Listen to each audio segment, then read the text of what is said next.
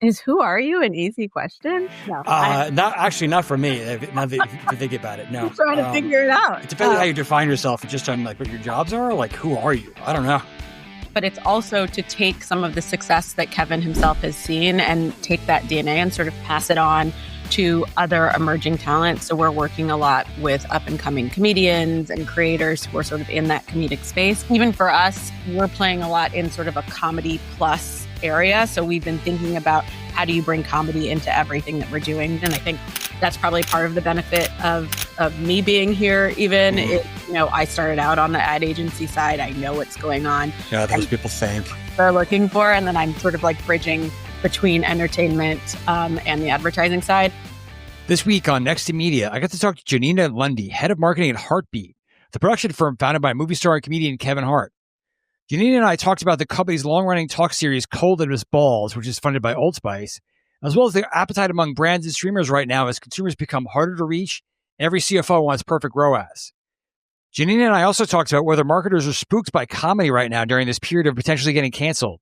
Lots to get into, so let's get started. Hi, everybody. Welcome to Next in Media. I'm Mike Shields. My guest this week is Janina Lundy. She is the EVP and Head of Marketing and Brand Partnerships at Hartbeat. Hey, Janina. Thanks for being here. How are you? I'm good. Thanks for having me.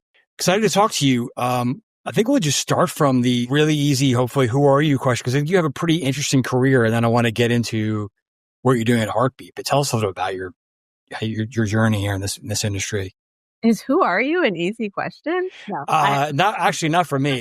Now that if you think about it, no. I'm trying to figure it out. It depends on how you define yourself. It's just on like what your jobs are. Like, who are you? I don't know. But yes, thanks for having me. I lead marketing and partnerships at Hartbeat. I have been here for 2 years now, after 20 plus years in this delightful industry, working in all sorts of areas from the ad agency side to in-house, and kind of moved into media and entertainment in the latter half of my career. Hartbeat is a multi-platform entertainment company started by Kevin Hart, and we exist kind of at the intersection of comedy and culture, creating all sorts of content and experiences in that world. All right. So you kind of led me there. I actually saw Kevin speak about this a couple years ago. How old is Hartbeat, and what was the vision, or did this come from? He probably gets a million commercial requests. Hey, let's build a team for that. Or is this like, no, I want to do something that's pretty distinctive and unique in the space? Yeah, I think kind of all of the above. The company as it exists now was a merger between two companies that he already had. So LOL, which was sort of our distribution side of the business, right. LOL Network, and Hartbeat, which was more of the production and studio side of the business. And those merged together 3 years ago, a little over 3 years ago. Right before I really joined. And the idea was, yes, to have some ownership within the industry, which I think is kind of a shift that a lot of talent wants, and a lot why you're seeing a lot more talent-led companies. So it was partially for that, but it's also to take some of the success that Kevin himself has seen and take that DNA and sort of pass it on to other emerging talent. So we're working a lot with up and coming comedians and creators who are sort of in that comedic space and sort of providing that blueprint for them in the studios business, but then also in this brand world that I live in. You're right. We are in this talent-led company moment, which is pretty interesting and different.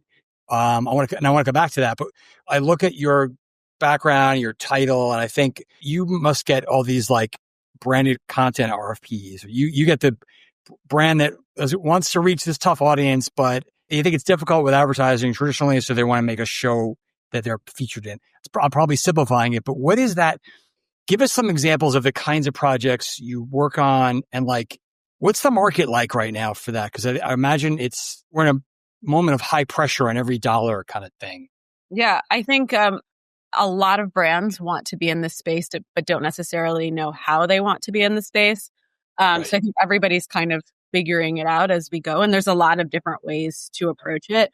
We do get a lot of RFPs, but a lot of times we'll get an RFP that's more traditional, that somebody's looking for a commercial. We get a lot of calls of people who are looking for Kevin specifically. Sure. Where we're really focused is expanding beyond that and sort of bringing comedy and bringing other talent to the table and really bringing humor into everything that we do.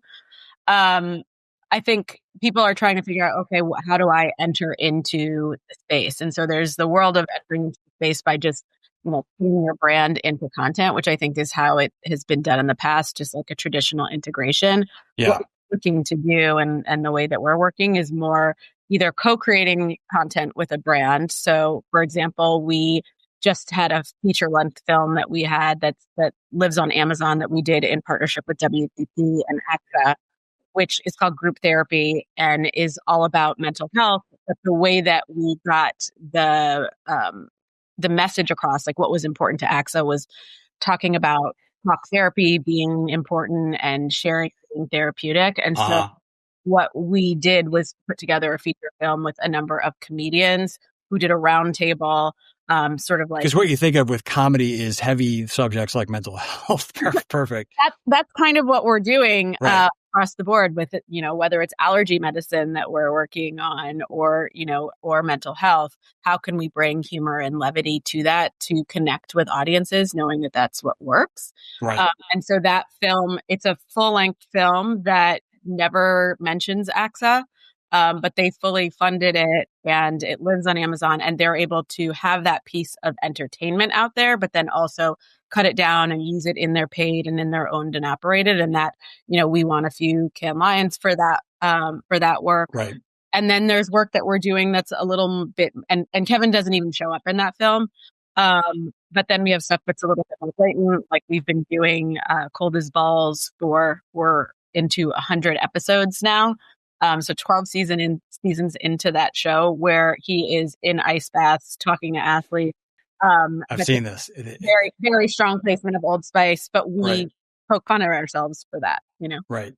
So yeah, I guess I was going to ask that you gave us a nice range.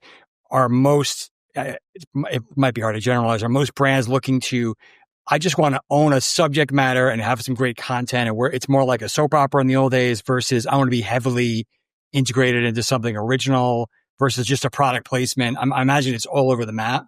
It's all over the map. And I think, we are trying to help brands to expand their thinking on how they show up. I think it's very rare to have a brand that shows up in the way that AXA did for that. I mean, that's an extreme. Yeah. Not everybody's going to do a full length feature. Example. Yeah. Not everyone's going to do a feature, and not everyone's going to do something where their brand doesn't show up at all. Yeah. It's not usually the answer they want.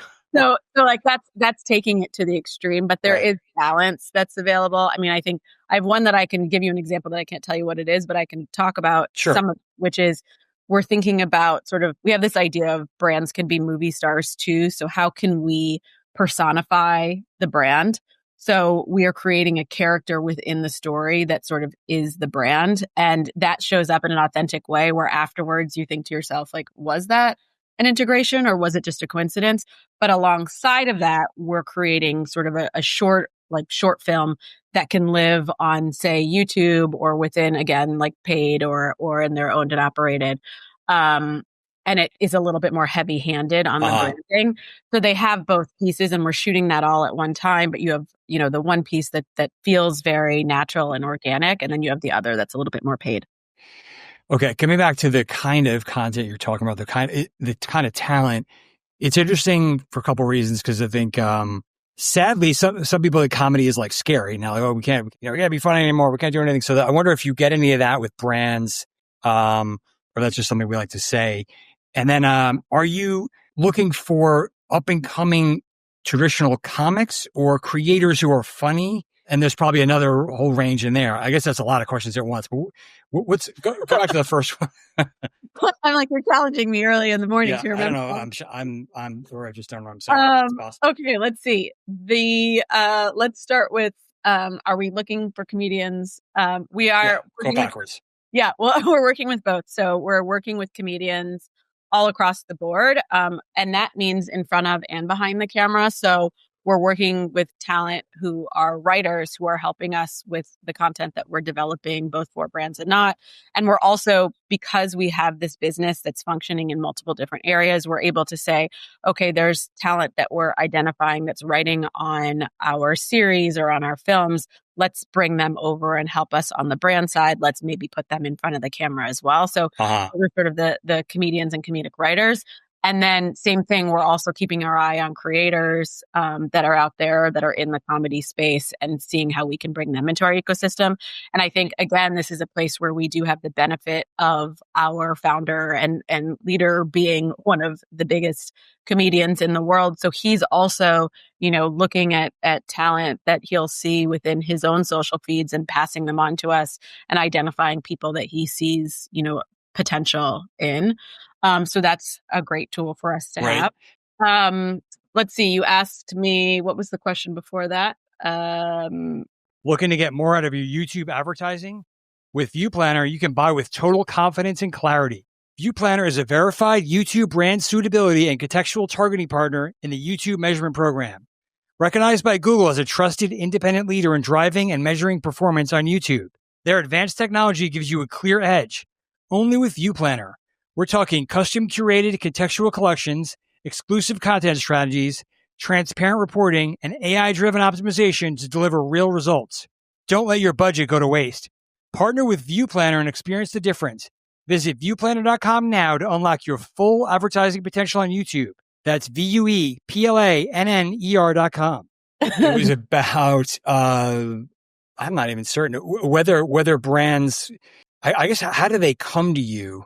Is it more through, like, are they is this coming through the special budget that they have set aside? Is this coming through their YouTube money, their social money? Is it kind of all over the place? Yeah. I feel like my answers to all of your questions are all of the above. So yeah, I think they're coming all different ways. So some are coming brand direct where we're having conversations. Some are coming from media agencies that are coming to us and looking, because I think one of the big differentiators between us and some of the other studios and talent-led companies is in our scale is that we have our own distribution with LOL Network. So sometimes we have media agencies who are coming to us knowing that they want this to go through a media buy, but need us to just develop the content that's going to go with it. And some of it is creative-led. And then I think as far as where the budgets are coming from in-house and where the projects are originating in-house, they can come from an influencer team. They can come from some of the entertainment teams within different orgs, within the brand team. So it's coming from all over. It can come from social. And sometimes they're coming saying, here's the problem we're looking to solve, or here's the product we're looking to launch. And sometimes, they know exactly what it is they're trying to do. And sometimes so that's like one is a much bigger picture macro conversation, and one is further down the path, I guess. Yeah, so we're operating all over the place. Yeah. I know what I was saying before. Are you encountering this I'm afraid of being, edgy and a comedy scare right now if everyone gets freaks out on social media, or not really? Yeah, I mean, I think sometimes. So I think we have a lot of trust within the brands that we're working with. We've kind of been in this space for a long time, and people kind of have seen our track record of how we're working with talent and how we're working with creators in comedy, and understanding the brand side. And I think that's probably part of the benefit of me being here. Even I started out on the ad agency side. I know what's going on. Yeah, those people think they're looking for, and then I'm sort of bridging between entertainment and the advertising side. And even we're working on a project right now where I just saw some cuts of some spots, and I was saying to my creative director, we're going to need to turn the brand up here. You're going to need to zoom in on the brand here. They're going to want to see the brand in the first 3 seconds. These are the different. And he says to me, okay, yeah, I hear you. You're being the brand right now, but I want your feedback, as a fellow creative. And I was like, okay. So you have to shift your here's my feedback as a fellow creative. Right. Also, zoom in on the machine. Right. So, you got to play all the different roles when you're trying to evaluate these things.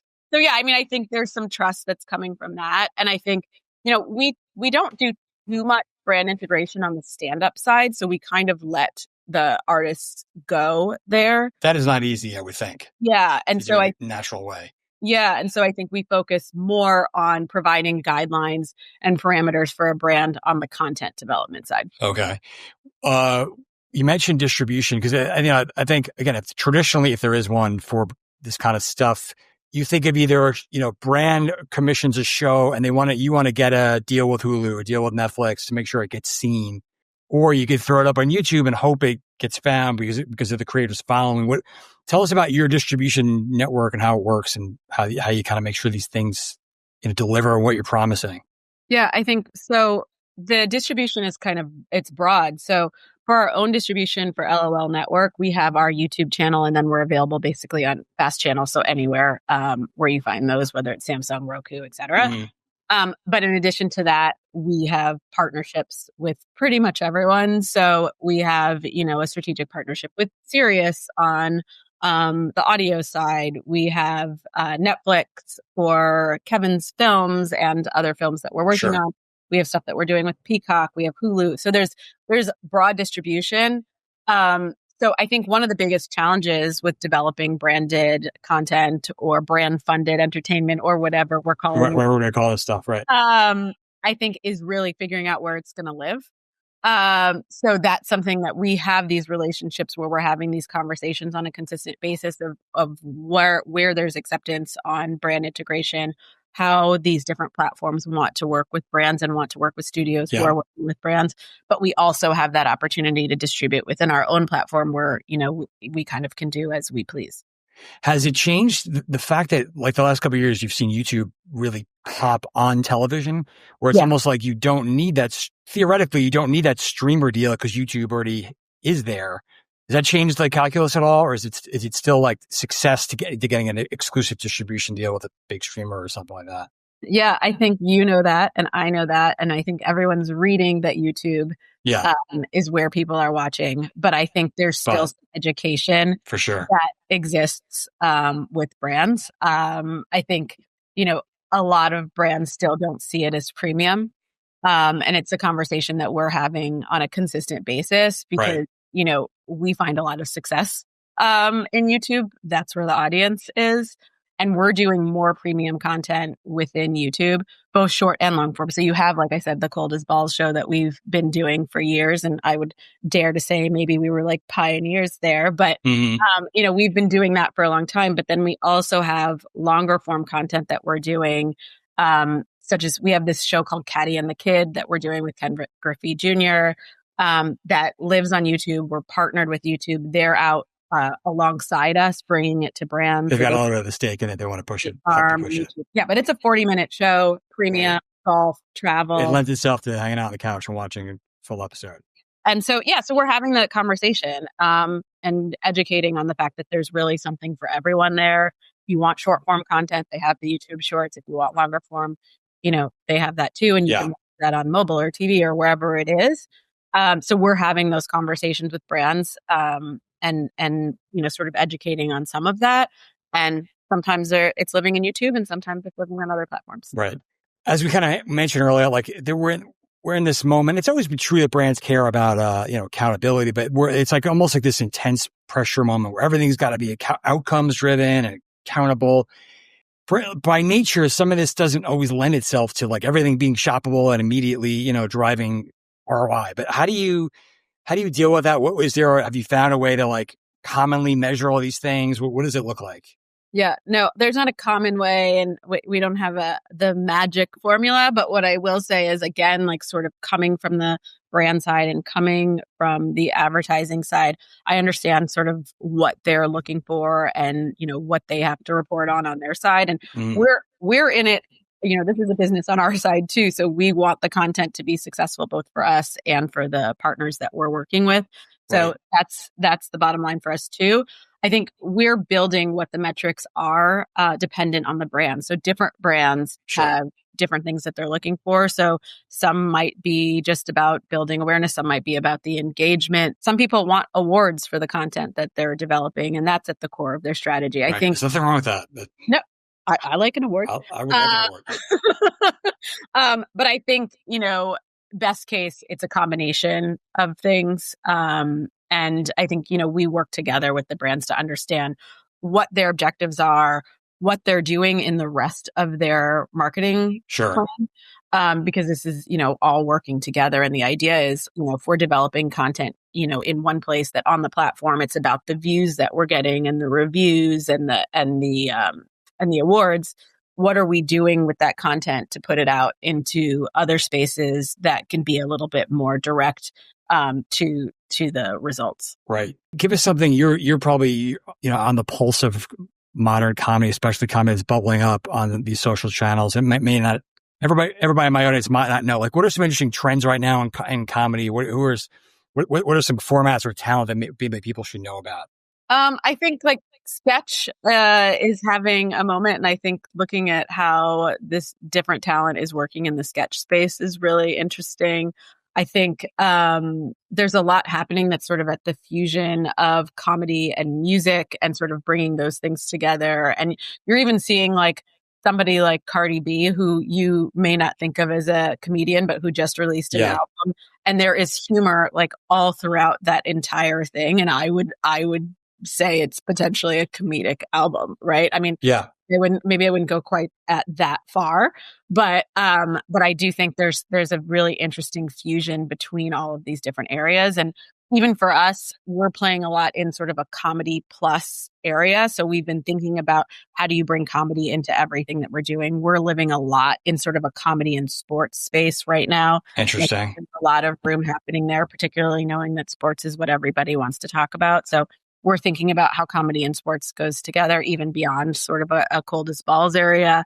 How does, comedy work together with beauty? How does it work, like I said, with music? So I think that's where we're having a lot of fun and where we're seeing a lot of growth is how do you bring it into spaces that you haven't necessarily always thought of it? Is there room you don't really see like the old fashioned comic driven sitcom that it was like a staple for so many years, and you don't see that so much on YouTube. You're seeing some scripted, but is there any interest there among brands? Are you guys looking at that at all, or is that just not the format right now for these mediums?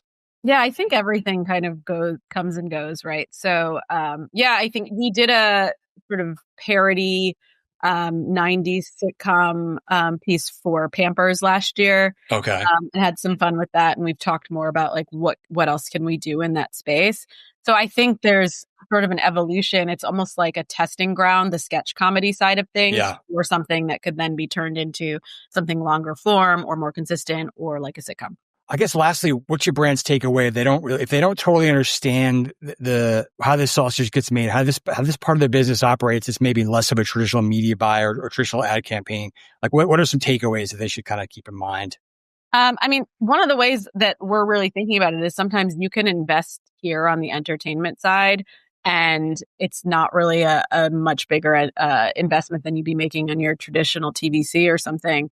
So you do that with us or with a brand like us, with a studio like us. People assume it's like these are like shooting $1 billion movies or something crazy. Yeah, it's all really modular. And so I think like people can think about developing some piece of entertainment that, again, can be cut down and used in your paid. So you have that piece taken away. It's not an either or. There's a way to kind of do this all together in one fell swoop.